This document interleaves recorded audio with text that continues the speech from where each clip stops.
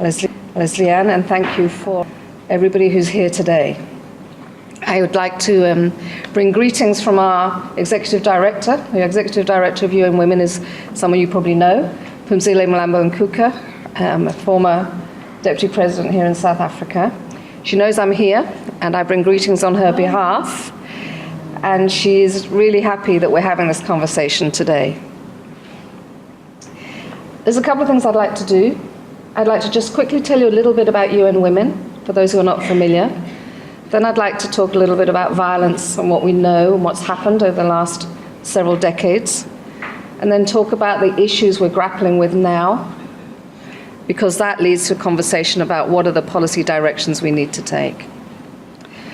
I won't be able to do a very comprehensive talk because of time constraints, but I do hope that in the period we have following around a Q&A or a discussion, that if there's anything I've skimmed over too quickly, you'll come back and ask for more.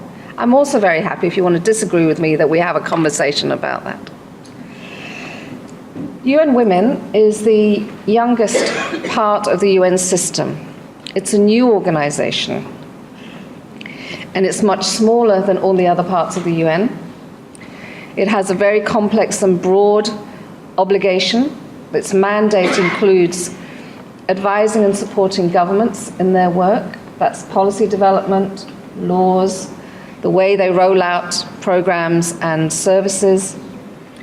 It includes moving forward international agreements about what has to be done.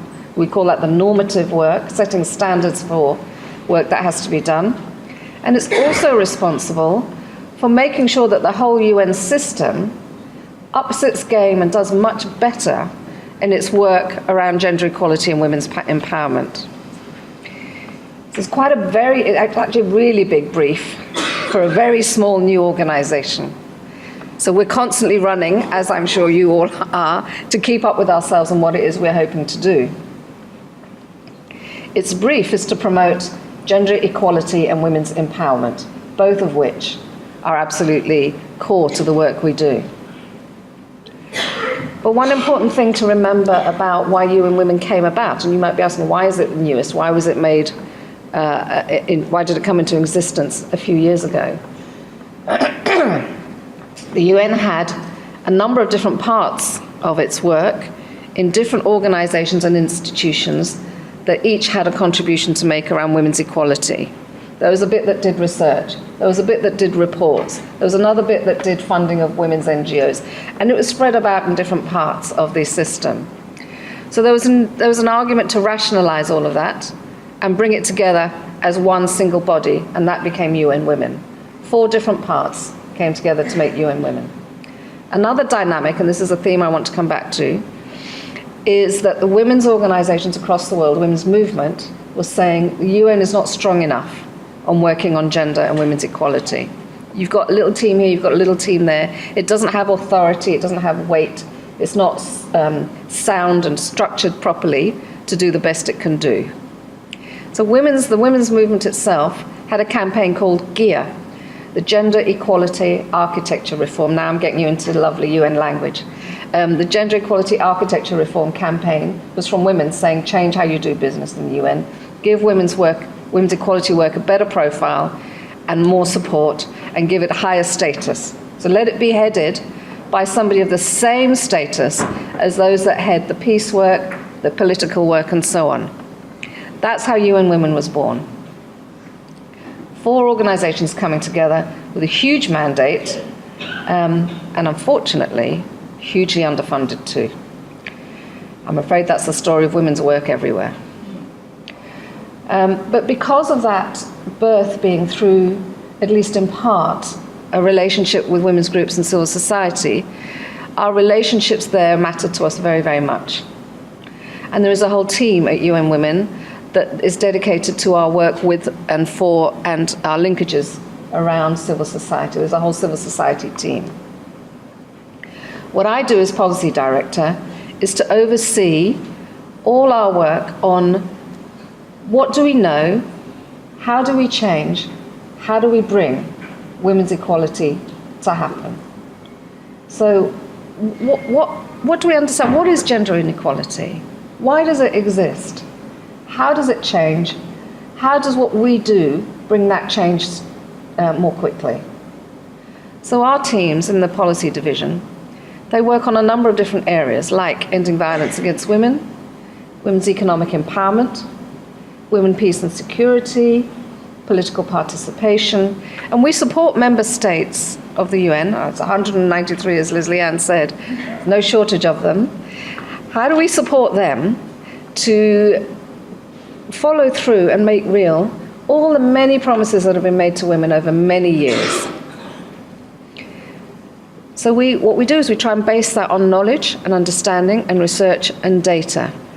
And that's what my team does. It pulls that together, and it's available to support our colleagues in country offices in over 80 countries around the world, direct conversations with member states, work with other parts of the UN system, and the private sector also in business. The knowledge that we have there, the substance around women's equality, is also what informs the work we do to push the normative standards forward. That's what I was talking about earlier in terms of the agreements that are made for what should be done for women. What rules, what expectations can be made of governments to which they can be held accountable. There was mention earlier of CEDAW, that's the international law, which promises to end all forms of discrimination against women. Well, that was passed in 1979. In 2017, there are 150 states which still have discriminatory laws on the books. 150. Now that's very close to 193.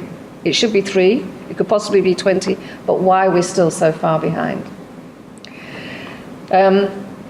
So what we do is try and build on those big agreements to get more agreements about what should be done, how discriminatory laws can be ended. Not only the laws, but discrimination in fact, and this is the policy gap. So you have all these promises and commitments, grand promises, exciting commitments to women, but what difference has it made in the lives of the women who are walking down the street or in the market on a Friday? How does that make a difference in their lives? So we try and ensure that we bring the best knowledge and understanding to see how those changes are happening and how they can be speeded up. The UN is also the closest we have to a global government. So it sits above all the national governments across the world, and if there's disputes between them, the UN tries to resolve it. Sometimes there's a warring, armed conflicts, and you know that UN operates as peacekeepers and so on. We can talk about the difficulties with that another time. But it's the closest we have to having sort of an overview and oversight and commonality across all the many differences across states across the world. That makes it very hard to get agreements, because you've got to get 193 countries to agree to do something, or at least to agree to new rules around laws and policies. It's very slow, very delicate diplomatic cajoling, advocacy, quiet campaigning work that goes on. On the other hand, when you get an agreement, it applies across the whole world. All states are bound by that. So we're sitting in between these different dynamics, and it's quite complicated work. So if I tell you that's where we are and who we're about, what we're about, I'd like to tell you what I call a story about violence against women. And I call it a story because I think we need to understand the trajectory, the history, the direction of travel, and why we've been able to get to where we are now, and why we haven't been able to get further. I think the story of violence against women is, of course, a history of abuse, neglect, violence, rape. And I'm not going to rehearse that, because I can't imagine there's anybody who's come to this discussion today who doesn't understand and know what violence is. We have many different forms. We have, unfortunately, we know that violence exists across time and space, and no category of women, no country, no group is immune. Nobody is protected. There is no country in the world that has got rid of violence against women. And that's an absolute scandal.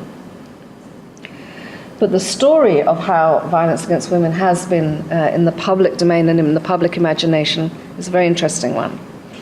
And I think it starts from silence. Until I would say about 50 years ago, nobody talked about violence against women.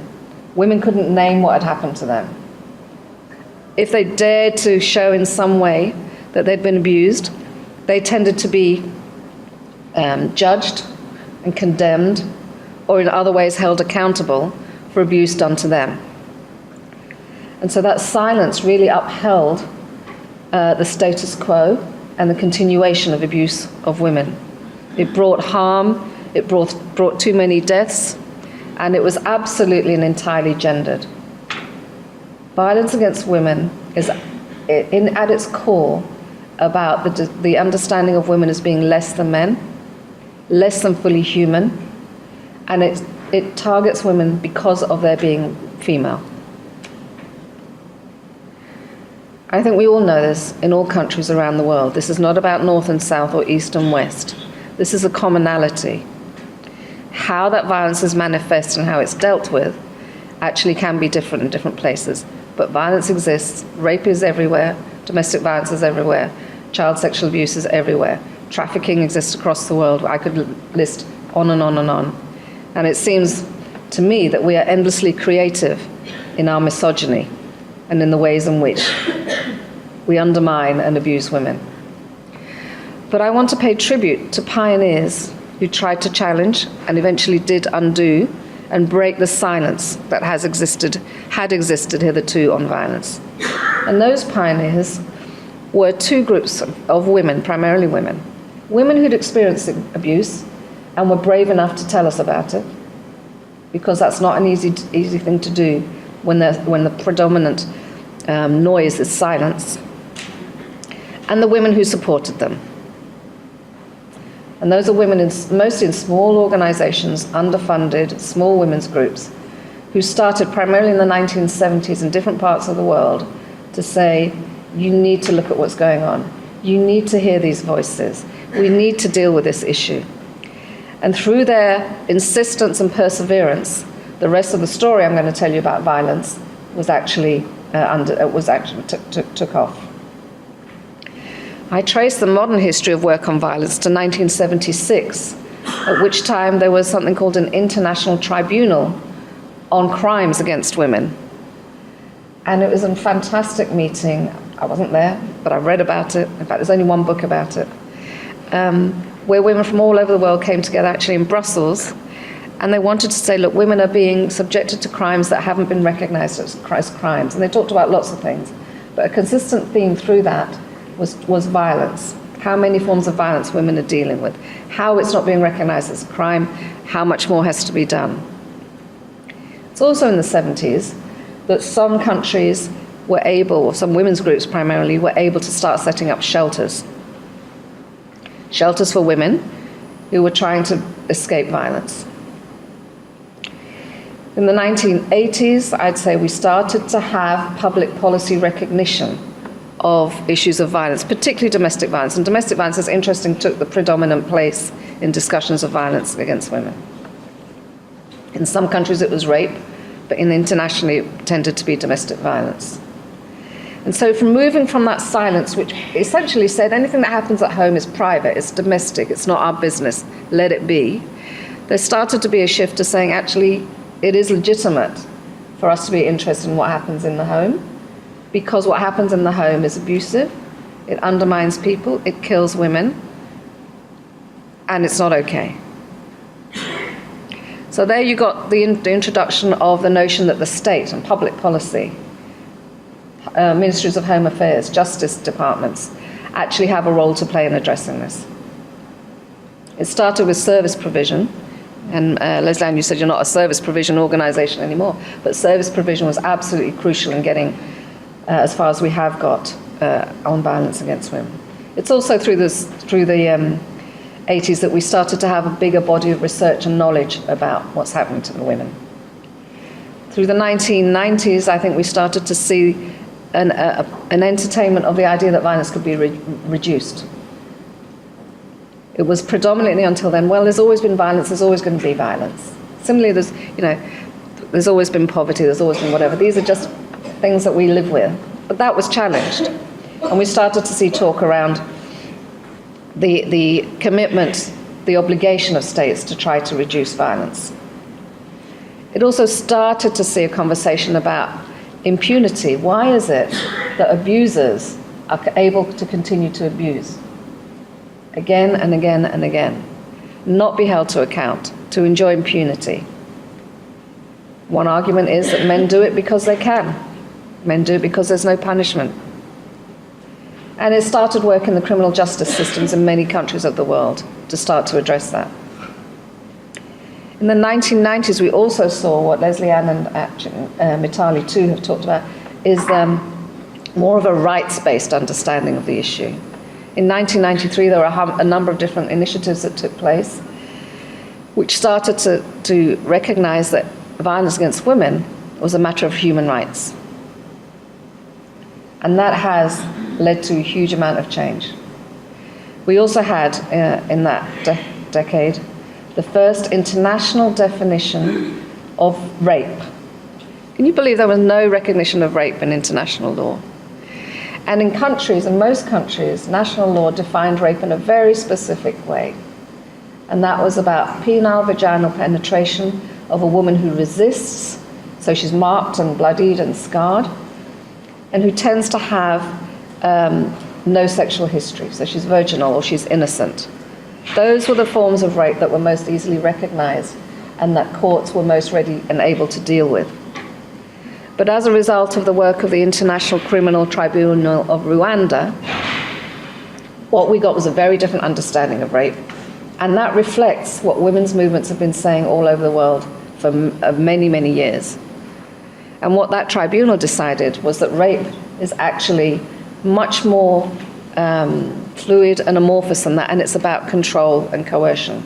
And what they said was that rape is a physical invasion of a sexual nature on a person under circumstances which are coercive. That's completely different to the definition I talked to you about first. Towards the end of that decade, you have more attention also on violence in conflict, rape in conflict, sexual abuse in conflict. And you have the passing, I talked to you earlier about normative standards, you have the passing of a resolution at the United Nations on women, peace and security. And that introduced the idea that we have to take more seriously issues of abuse in conflict and allow women to be part of peace building and peacemaking. We also had more legal changes in national contexts, getting recognition of violence as a crime. In 2000, we also had a new agreement on trafficking. And here we still have the women's movement advocating and putting a greater stress on perpetrators of abuse and changing the law. But the really important step I want to mention to you, and it relates to something that Mitali said in her presentation, is that the story of violence against women took a massive step forward in 2015. And it's through the Sustainable Development Goals that she mentioned that states completely changed, took a huge step forward on violence against women. Because until now I talked to you about recognizing violence, then deciding it can be a public policy issue, then perhaps thinking about reduction. In 2015, in the Sustainable Development Goals, 193 member states of the UN said, we will eliminate violence against women. That's a very different imagination. And that's a reflection again of what women have called for many years. Imagine a world without rape. Imagine a world without violence. Not only can we imagine it, but we're going to make it happen, is what the states said. And then they went very, very far and said, we're going to make it happen by 2030. So now our job at UN Women is to help the states try and make that happen. Because we don't want promises made to women that are just promises. They have to be delivered. Here we are, 5 decades into consistent and organized work on violence, but violence persists. Still women die, still women are harmed, still women suffer. Arguably, this time to address violence and to end it by 2030 is a particularly challenging one. As Leslie Ann was saying, this is not a good time for women's rights because we're facing really severe contestation of progress for women's rights. Now, Leslie Ann went through quite a lot of them, so I won't name them particularly in detail, but I will notice the rollback of women's rights around sexual and reproductive rights. I will notice in some countries forms of violence that were illegal have now won lesser punishment than before. I notice also that funding for women's organizations is on the decline, and the organization of those who contest our work is growing. So the goals have been set. The governments have said they're going to eliminate violence, they're going to end discrimination against women, they're going to bring decent work, they're going to end trafficking, they're going to do all these things. But what they haven't said is, how do we get there? And that is the policy gap. The journey to deliver those promises is what's missing. And so what we're doing at UN Women is quite a lot of work around filling that gap. I'm just going to check how much time I've got left. So that is a gap. Now, I'm going to mention one other agreement that is very important, and that's the Beijing Platform for Action. I guess some of you will know this. In 1995, the Fourth World Conference on Women was held in Beijing, and out of that came a really powerful agreement by member states on what steps they would take to address gender inequality. And that was the Platform for Action. It has 12 areas of work identified in it, and it has really very good commitments about what actions can be taken. And I have to tell you, they're still relevant today. So Beijing is a really important starting point for addressing how we get to those big promises that have been made. Beijing is important, but so is all the work that has been done by women's groups, by member states that have tackled these issues seriously, pulling them together and answering two questions. For me, the two questions now that are critical in ending violence against women: how do we speed up change? And how do we make that change last? How do we make it sustainable? Because at a time when we're seeing a profound challenge to the rights and gains we've won, we also see, and this is in direct tension, we also see massive promises made, and they have to be delivered in the next 13 years. So these two are totally at odds with each other. How do we make that work? We're not interested, neither is anybody in this room, I'm quite sure, in another set of promises to women not being delivered, in more generations of women and girls being abused and harmed and killed. That's not what we're here for. We want accelerated, lasting change, and we want it, we have to have it in the next 13 years, so the governments say. But the policy framing now has to take into account the changes that I think we've won over the last 50 years, and those are, we're talking about elimination, not just reduction. We're talking about prevention, not just response. And the third element is what Mitali talked us through in quite a lot of detail just now, is about dealing with complexity. And that complexity, I think, is what means it hasn't, up till now, made the gains that we've won very vulnerable. Because what we've done is we've said, look, here, let's work on violence here. Let's work on political representation here. Let's work on health here. Let's work on economics here. But women's lives aren't like that. They're not nicely compartmentalized in the way that policymakers or NGOs or service providers might like. It's easier for us to organize that way. They're much more mixed up and messy and muddled, and the linkages between them are really strong. I'm going to give you an example from my PhD research of how we were doing it wrong before, and how I think we need to change the questions we ask to determine what policies we do. Conventional wisdom 20-odd years ago, well, more than that, 30-odd years ago, was that if a woman is experiencing domestic violence, give her a job, she'll have her own income, and she'll leave the guy. I'm reckoning most of you don't think that's the case. I don't think that's the case. And from what I knew, I was pretty sure that women weren't doing that. And in my PhD, what I tried to do is explore how it is that relationship between economics and violence plays out in practice in ending violence. And I came out of that deciding that the question we need to ask is not why doesn't she leave him, which is what women were being asked, and they were therefore being held accountable for the violence continuing instead of the abuser. The question we need to ask is, what makes the violence stop? And in that case, you have different responses at policy level. I also think that the durability of violence is a reflection of the fact that we have done piecemeal work We have done fast, quick work that donors want reports on, as Vitali said, when actually the work is long-term and it takes time to have impact on women's lives. We haven't dealt with the complexity of race, age, gender, disability, all playing a part at the same time. What Matai was talking about in terms of intersectionality is hugely important if we're really to touch and make a difference on how women experience the world.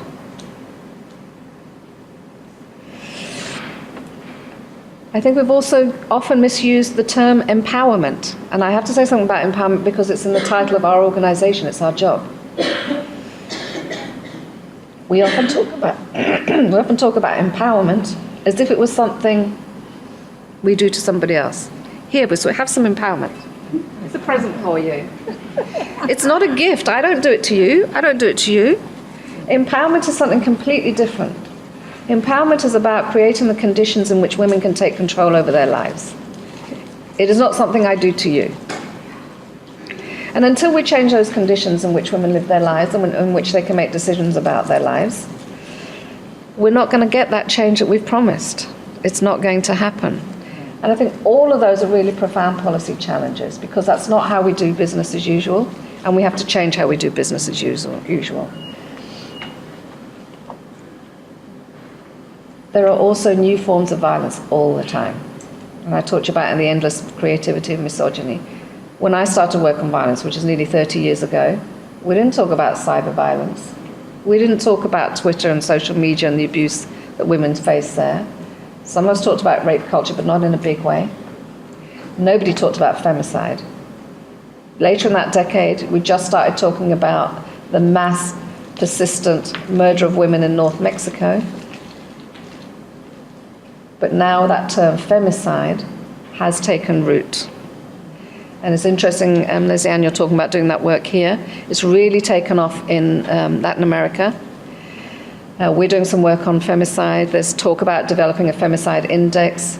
Individual women, again, have gone out on a limb and started new work. There's a woman called Karen Ingala-Smith in the UK who documents every case of a woman killed by a man in the UK. And I don't know if you're aware, it's on average 2 women a week in the UK. And it's very emotionally draining work to read day after day after day of how a woman has been abused and killed by someone who she thought cared about her. But we have to know this, and we have to deal with it. These are systemic and structural issues that have to be dealt with. The persistence of structures of gender inequality, the persistence of patriarchy, its ability to change shape and reform each time it is tackled and each time it is challenged, is something that is quite remarkable. Our gains, however, seem to be vulnerable in the way that patriarchy isn't. And so I think our policy interventions and our activism has to be about changing that balance, to make our gains persistent and resilient, and to fundamentally damage, fragment, and undermine patriarchal inequalities. But we seem to have got stuck in some places. Did you know, after many, many centuries of women trying to get into politics, the average representation in national parliaments is about 26%. In the last century, only 1.4% of national leaders, so heads of state or heads of government, were women. In the whole century, 195, not including those who aren't members of the UN, about 195 countries, only 1.7% were women. Only half of those women came into politics without dynastic connections. So they weren't wives of politicians or daughters of politicians or sisters of politicians. They did it in their own right. Women, on average, across the world, earn 23% less pay than men. On Monday, we just had Black Women's Equal Pay Day in the US. Oh, we didn't have it, but I mean, there was one. And it's the day on which women finally, if you do a calculation, it takes that long for black women to earn the same as the rest of their colleagues at work. That means they work all that time for free. But the differentials by race and class in the US on equal pay are huge. 23% is just the global average. So those are our policy challenges, I think. And I don't think yet we have the answers. And I think they're very complicated to find. And I suppose I'm making a plea that we try and find them together. Leslie Ann, you said that the UN has become a place that's more and more unfriendly to civil society. I would mitigate that by saying I think in some parts of the UN it has become so. And I think that's deeply worrying. We at UN Women are very concerned that the registration of new women's organizations into the UN system is proving more and more difficult, that there are some processes where civil society and women's groups could come in and be part of the day-to-day work that's going on, and they're being closed down.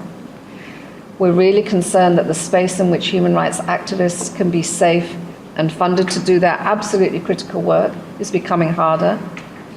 We know, I think I told you, that a study of 70 countries across 4 decades found that the one consistent explanation of policy change on violence that has an impact, the one consistent correlate is an active and thriving and safe feminist movement. The importance of ensuring that sector is safe and funded cannot be overstated. I want to thank and appreciate all the women around the world and the men who work with them, who get up every day and put their energies towards challenging inequality or violence in the office, in the factory, at home, at schools, on the streets, who get up to end wars and stop arms sales so that they can enjoy lives of dignity, so that women can enjoy lives of dignity whoever and wherever they are. We're there with you. Sometimes we're constrained by the boundaries that operate in a bureaucracy, in a large intergovernmental process, but you are outside that and you can push us. And that's partly why we keep this conversation with civil society so close to our hearts. 1, because you hold us and others accountable, but 2, because we need to learn from you, because you're on the front line and we're sitting in offices in New York.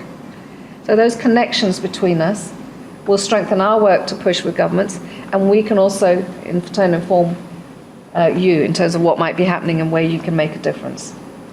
I recognize Masimanyane as part of that women's movement, as are all of you in this room. I'm really clear that our stronger links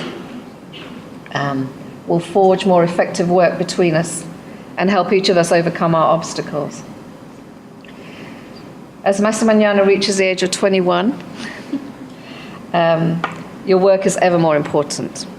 And I think our partnerships are ever more important because our gains are fragile. And we will not protect those gains, nor will we move forward if we do not act collectively together.